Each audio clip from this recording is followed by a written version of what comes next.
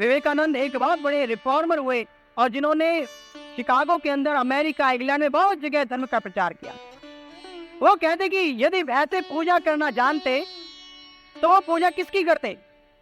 वो अपने से बड़े एक वैसे की तस्वीर बना देते और उसकी पूजा करते। क्योंकि हम जिसको धर्म मान करके पूज रहे हैं, ये हमारी कल्पनाओं का आधार है।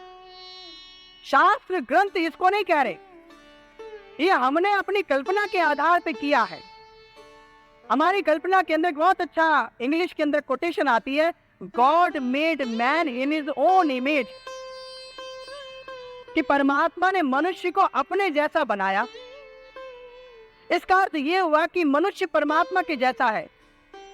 अब मनुष्य ने परमात्मा को देखा ही नहीं, लेकिन अपने को देख रहा है, और अपने को क्या देख रहा है? ये शरीर।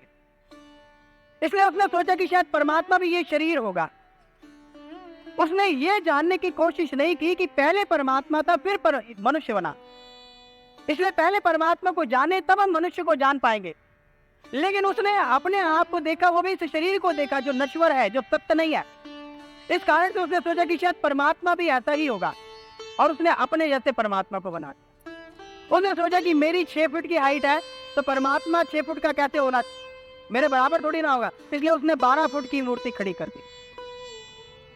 इसी प्रकार से आप जाएंगे, अगर साउथ के अंदर जाए आप, साउथ इंडिया में, तो आप जाएंगे कि वहां पर आप जितने भी स्थान देखेंगे, वहां पर राम की, कृष्ण की जो मूर्ति है वो काली है, काले पत्थर की है। आप नॉर्थ इंडिया में आकर के देखें तो वहां जितने भी परमात्मा के, प्रभु राम की या श्री कृष्ण की जो मूर्तियां है वो सफेद रंग की है। उनका रंग जो है ये सांवला होता है, और जो नॉर्थ इंडिया में रहते हैं लोग, इनका रंग सफेद होता है। इस कारण से उन्होंने अपने जैसा बनाया है। अफ्रीका के अंदर वहां पर एक जाति है जो यहोवा को पूजती है, नीग्रो है। उनके जो यहोवा, उनके जो देवता है, अगर आप उनको जाके देखें तो आप देखेंगे कि उनके कान लंबे हैं, नाक अंदर की ओर दबी हुई है, होंठ लटका हुआ है, क्योंकि वो खुद वैसे होते हैं। इसलिए महापुरुष कहते हैं कि जो शास्त्र के अंदर एक विशेष ज्ञान की चर्चा है, शास्त्र के अंदर एक मार्ग की चर्चा है।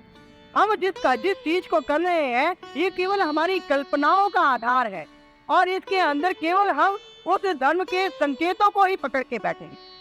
इसलिए जिस वक्त कोई सत्संग मिलता है, संत महापुरुष मिलता है, तो हमें उस इशारे को बताता है कि किस दिशा में जाना है।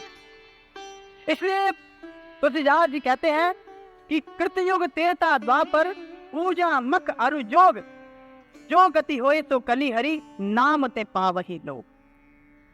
सतयुग के अंदर, द्वापर के अंदर, त्रेता के अंदर पूजा, जिस प्रकार से पूजा करते थे, यज्ञ करते थे, जो उस समय के अंदर जिससे गति होती थी, आज वो एक नाम से, ज्ञान के द्वारा होती है। इसी बात को तुलसीदास जी और भी बहुत सुंदर ढंग से कहते हैं। तुलसीदास जी कहते हैं, तुलसी जब तक पूजिबो तब गुड़ियन का सा खेल, खेलत खेलत गुरु मिला दही पटरिया मेल। तुलसीदास जी कहते हैं कि जो जप तप संयम है, हम जप करते हैं, तप करते हैं, यज्ञ करते हैं, इस प्रकार की जो चीजें हैं, वो कहते हैं कि सब गुड़ियन का सा खेल। जिस प्रकार से छोटे बालक बचपन के अंदर गुड्डे गुड़िया का खेल खेलते हैं, और इसका लाभ क्या है?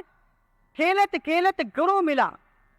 और इस प्रकार के करते करते जो इसका लाभ क्या हुआ, इससे हमें उपलब्धि क्या हुई कि हमें कोई संत मिल गया, महापुरुष मिल गया। महापुरुष के मिलने के बाद क्या होगा? दही पटरिया मेल।